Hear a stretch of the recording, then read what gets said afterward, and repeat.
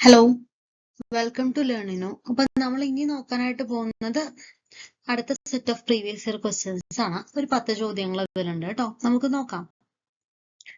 A coil having 100 turns and an area of 0.02 meter square is placed with its plane perpendicular to the magnetic field of 1 Weber per meter square. The magnetic flux linked with the coil is.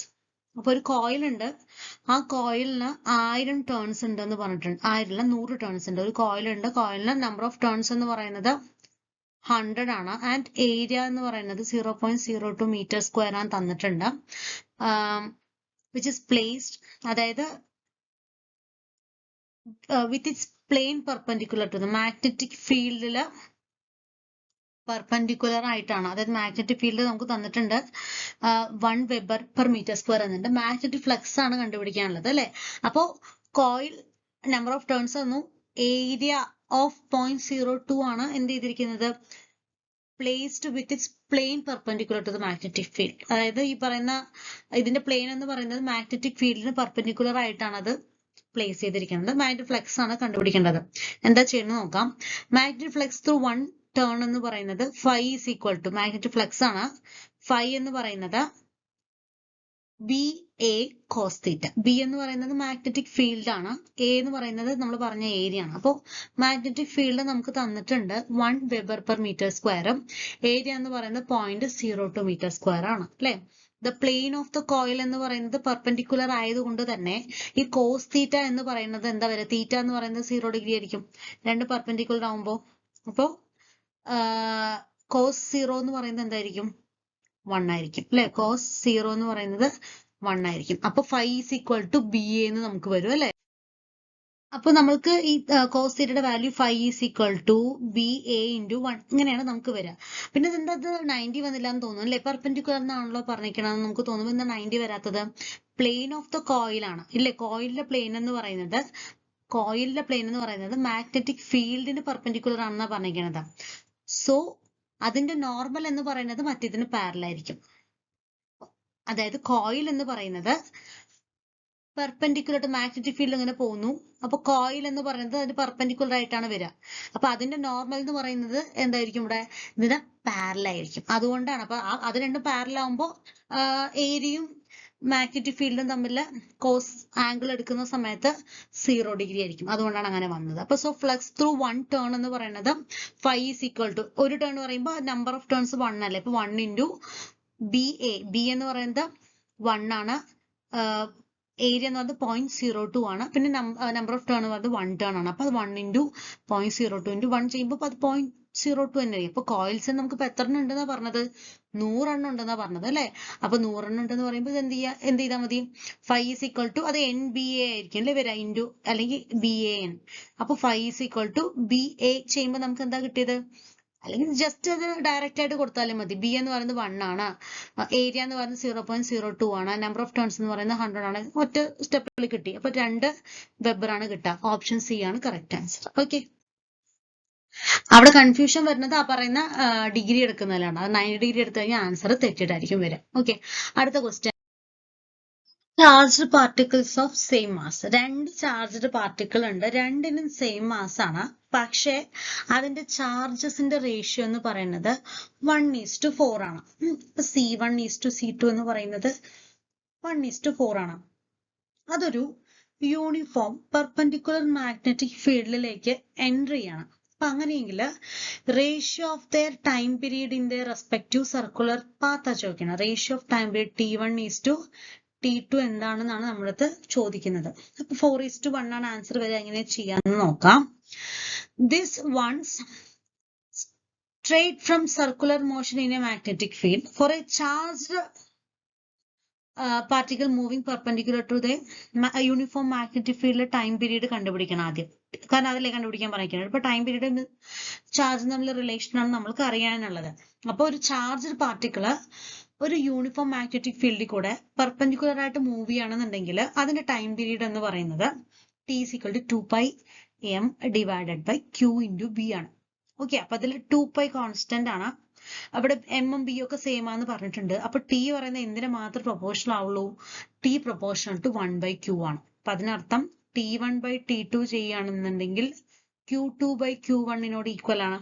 നമുക്കിവിടെ തന്നിരിക്കുന്നത് എന്താ, 1:4 തന്നിട്ടുണ്ട് അല്ലെ. അപ്പൊ T1/T2 എന്ന് പറയുന്നത് 1:4, അതായത് Q1/Q2 ആണ്. നമ്മൾ C1/C2 എന്ന് എടുത്ത് അത് Q1/Q2 ആണ് 1/4 അഥവാ 1:4. അപ്പൊ ഇവിടെ Q2/Q1 എന്ന് പറയുമ്പോൾ തിരിയും അല്ലെ, അപ്പൊ 4/1 ആവും. അപ്പൊ നമ്മുടെ റേഷ്യോ എന്തായിരിക്കും വരിക, 4:1 ആണ്. T1:T2 എന്ന് പറയുന്നത് 4:1 ആണ് വരിക. ഓക്കെ, അപ്പൊ അതാണ് correct answer.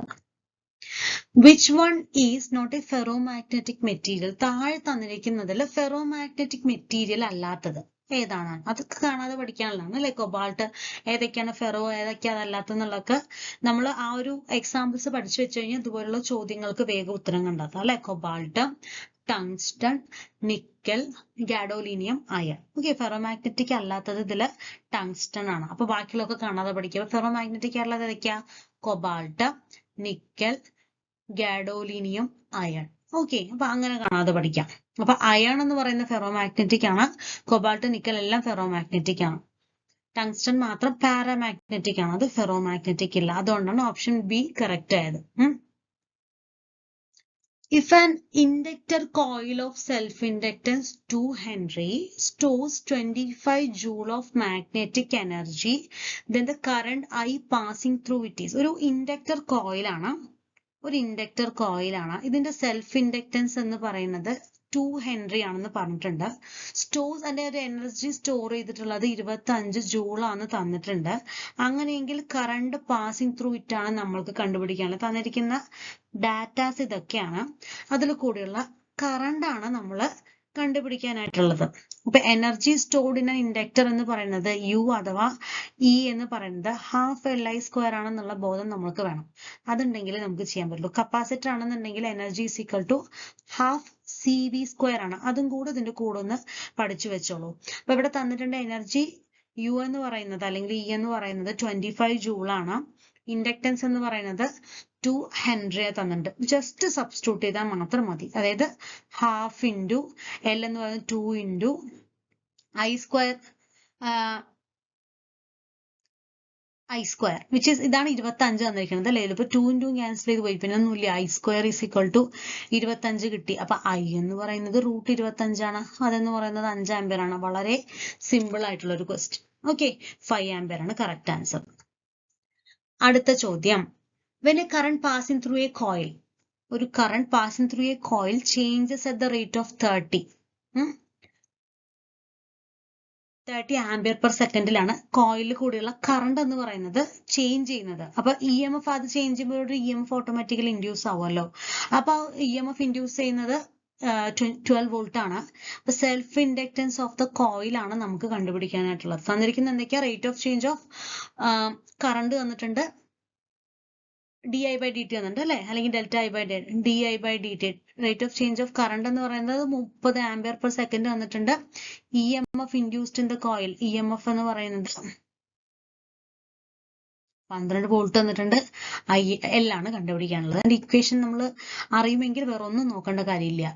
Induced EMF due to self induction എന്ന് പറയുന്നത് E is equal to L di/dt ആണ്. ഇതിലെ E എന്ന് പറയുന്നത് നമുക്ക് പൊട്ടൻഷ്യൽ തന്നിട്ടുണ്ട് 12 വോൾട്ട് ആണ് അല്ലെ. അപ്പൊ 12 is equal to L into di/dt 30 ആണ് നമുക്ക് തന്നിട്ടുണ്ട്.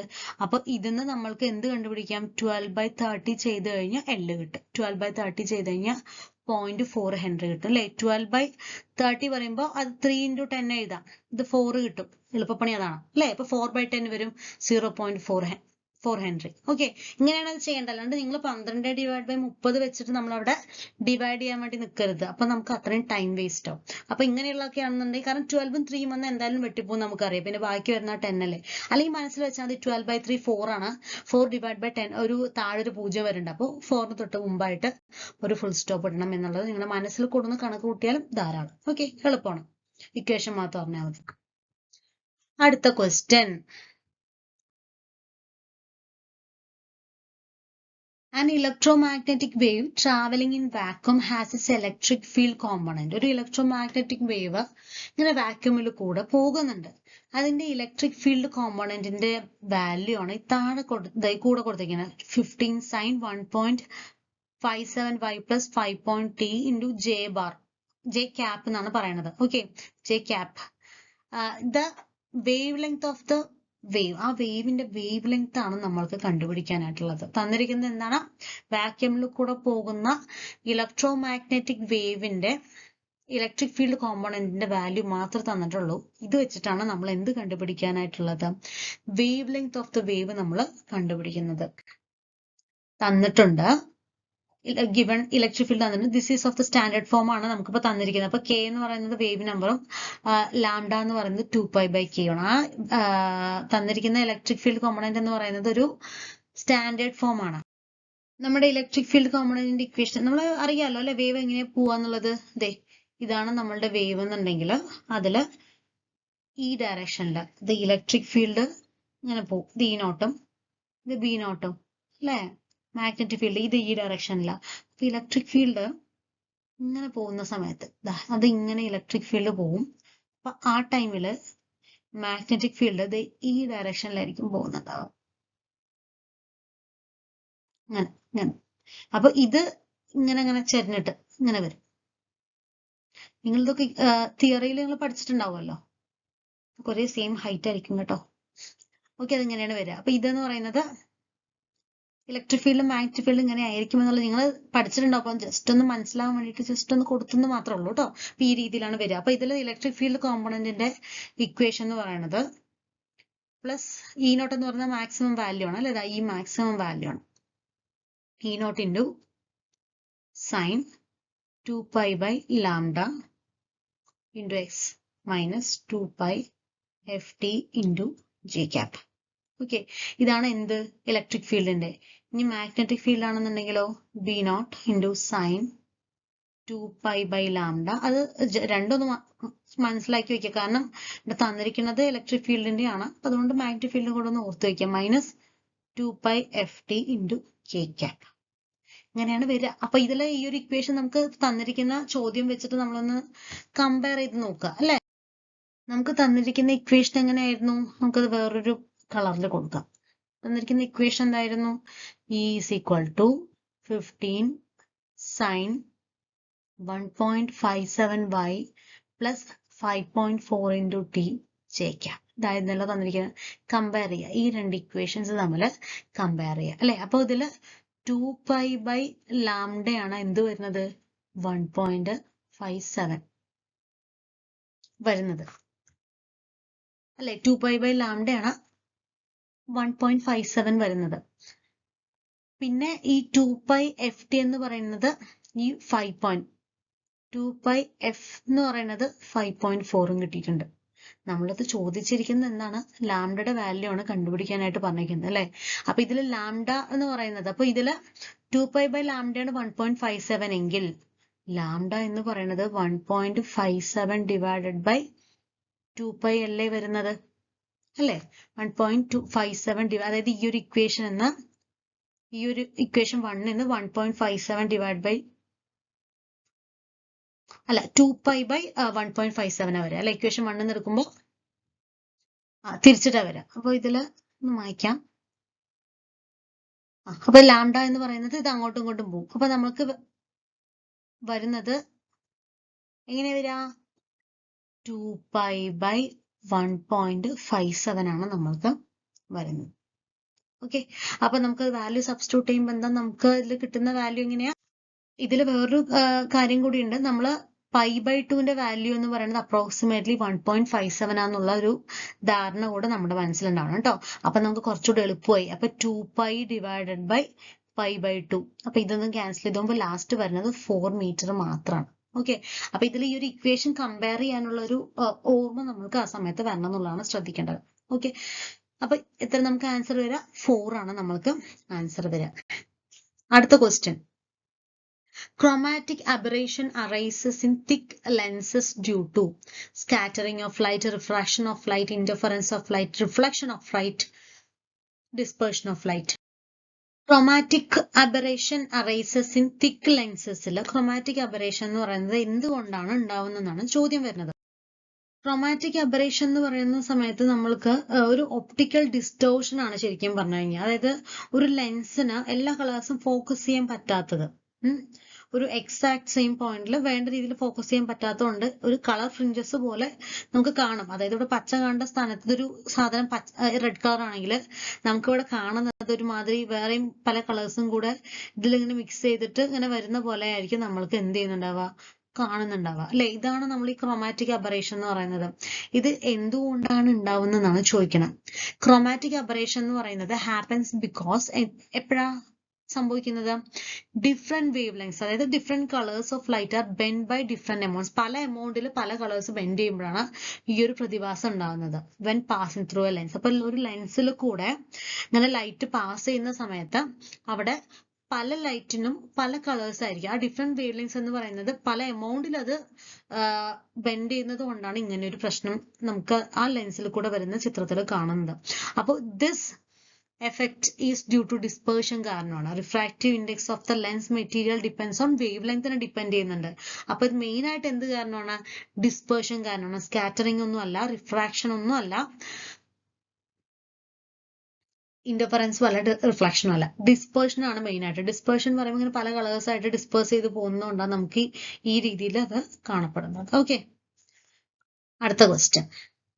An unpolarized light incident on a plain glass surface gets totally polarized on reflection. ഒരു unpolarized light എന്ന് പറയുന്നത് ഒരു പ്ലെയിൻ ഗ്ലാസ് സർഫസിൽ ഇൻസിഡന്റ് ചെയ്യുന്നു. പ്ലെയിൻ ഗ്ലാസ് സർഫസിൽ ഇൻസിഡന്റ് ചെയ്യുന്നു ഒരു അൺപോളറൈസ്ഡ് ആയിട്ടുള്ള ഒരു ലൈറ്റ്.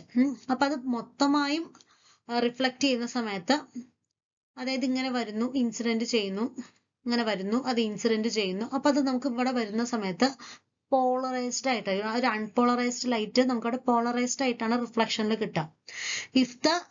ഇവിടെ അൺപോളറൈസ്ഡ് ആണ് വരുന്നത്, അപ്പൊ നമുക്ക് ഇവിടെ കിട്ടുന്നത് പോളറൈസ്ഡ് ആയിട്ടായിരിക്കും കിട്ടുക. അപ്പൊ ഇവിടെ റിഫ്രാക്റ്റീവ് ഇൻഡെക്സ് ഓഫ് ഗ്ലാസ് എന്ന് പറയുന്നത് tan 57 ആണ്. അങ്ങനെയെങ്കിൽ ആംഗിൾ ഓഫ് റിഫ്രാക്ഷൻ എന്ന് പറയുന്നത് നമുക്ക് എത്രയെന്നുള്ളത് നോക്കാം.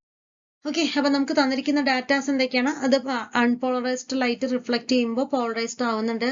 Refractive index of glass 57 degree ആണ്. ആംഗിൾ ഓഫ് റിഫ്രാക്ഷൻ ആണ് നമുക്ക് കണ്ടുപിടിക്കാനായിട്ടുള്ളത്.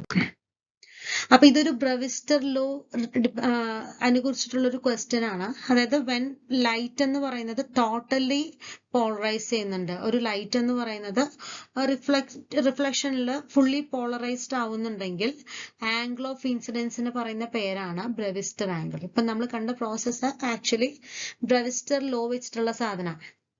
അപ്പൊ അതാണ് ബ്രവിസ്റ്റർ ആംഗിൾ വിച്ച് ഈസ് IB. അപ്പൊ ബ്രവിസ്റ്റർ ലോ അനുസരിച്ചിട്ട് മ്യൂ എന്ന് പറയുന്നത് tan IB ആണ്. മ്യൂ എന്ന് പറയുന്നത് tan 57 ഡിഗ്രി ആണ്. IB എന്ന് പറയുന്നത് 57 ഡിഗ്രി ആണെന്ന് മനസ്സിലായി അല്ലെ? ഇത് കമ്പയർ ചെയ്യുമ്പോൾ ഒന്നാമത്തെ ഇക്വേഷൻ രണ്ടാമത്തെ ഇക്വേഷനോട് കമ്പയർ ചെയ്യുമ്പോൾ tan IB എന്ന് പറയുന്നത് 57 ഡിഗ്രിയാണ്. അപ്പൊ relation between angles at Brewster angle എന്ന് പറയുമ്പോൾ at Brewster angle IB plus R എന്ന് പറയുന്നത് നമുക്ക് 90 ഡിഗ്രി ആയിരിക്കും. അപ്പൊ R അത് നമുക്ക് കിട്ടാവുന്നതേ ഉള്ളൂ. R എന്ന് പറയുന്നത് 90 മൈനസ് ബ്രവിസ്റ്റർ ആംഗിൾ ആണ്. അതായത് 90 മൈനസ് 57 ചെയ്യുമ്പോൾ നമുക്ക് 33 ഡിഗ്രി കിട്ടും. ഓക്കെ, 33 ഡിഗ്രിയാണ് നമ്മൾക്ക് വേണ്ട answer.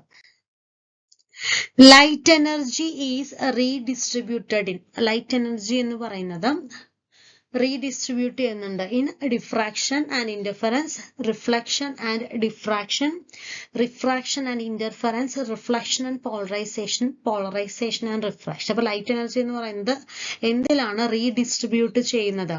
Light energy said to be, light energy redistribute ചെയ്യുന്നു എന്ന് പറയുന്നത് when bright and dark regions are formed without any loss of total energy. ഒരു ടോട്ടൽ എനർജി ലോസ് ആവാതെ ഒരു bright and dark regions form ചെയ്യുന്നുണ്ടെങ്കിൽ അതാണ് എന്തെന്ന് പറയുന്നത്, റീഡിസ്ട്രിബ്യൂട്ട് ചെയ്തെന്ന് പറയുന്നത്. അപ്പൊ light energy is said to be redistributed when bright and dark regions are formed without any loss of energy. Energy loss ഇല്ലാണ്ട് ബ്രൈറ്റും ഡാർക്കും റീജിയൻസ് ഫോം ചെയ്യുന്നുണ്ടെങ്കിൽ അതിനെ റീഡിസ്ട്രിബ്യൂട്ട് ചെയ്തെന്ന് പറയും. It just shifts around. അപ്പൊ ഇത് എപ്പോഴാണ് ഹാപ്പൻ ചെയ്യാന്ന് പറയുമ്പോൾ ഇന്റർഫറൻസ് സംഭവിക്കുമ്പോൾ energy moves from dark fringes to bright ഫ്രിഞ്ചസിലേക്ക് മാറുന്ന സമയത്ത് നമുക്ക് ഇത് സംഭവിക്കാം. പിന്നെ diffraction, energy spreads into maxima and മിനിമയിലേക്ക് എനർജി സ്പ്രെഡ് ചെയ്യുന്നുണ്ടെങ്കിൽ നമുക്ക് സംഭവിക്കാം. അപ്പൊ reflection, refraction and polarisation don't cause this kind of redistribution. ആകെ ഇന്റർഫറൻസും ഡിഫ്രാക്ഷനും മാത്രമേ ഈ രീതിയിലുള്ള റീഡിസ്ട്രിബ്യൂഷൻ ഉണ്ടാക്കുന്നുള്ളൂ. ഓക്കെ, ഏതൊക്കെയാ process? Diffraction and interference. Final question, which of the following statements is incorrect? താഴെ തന്നിരിക്കുന്നതിൽ ഇൻകറക്റ്റ് ആയിട്ടുള്ള സ്റ്റേറ്റ്മെന്റ് ആണ് ചോദിക്കണം. അപ്പൊ in photoelectric effect threshold frequency is different for different metals. പല മെറ്റൽസിന് ത്രെഷോൾഡ് ഫ്രീക്വൻസി എന്ന് പറയുന്നത് പലതായിരിക്കുമെന്നാണ് ഒന്ന്. രണ്ട്, the same metal gives same response to light of different wave lengths.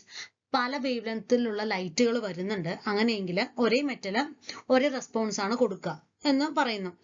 മൂന്ന്, the emission of photoelectrons is an instantaneous process. Emission of photoelectrons എന്ന് പറയുന്നത് ഒരു ഇൻസ്റ്റന്റേനിയസ് ആയിട്ട് ഒരു പ്രോസസ് ആണ്. അടുത്തത്, above the threshold frequency the number of photoelectrons emitted per second is directly proportional to the intensity of incident radiation. അപ്പൊ ഒരു threshold frequency കഴിഞ്ഞാൽ നമ്പർ ഓഫ് ഫോട്ടോ ഇലക്ട്രോൺസ് ഒരു സെക്കൻഡിൽ എമിറ്റ് ചെയ്യുന്നതെന്ന് പറയുന്നത് ഇന്റൻസിറ്റി, അതൊരു ഇൻസിഡന്റ് റേഡിയേഷൻ അതിന്റെ ഇന്റൻസിറ്റിക്ക് directly proportional ആണ്.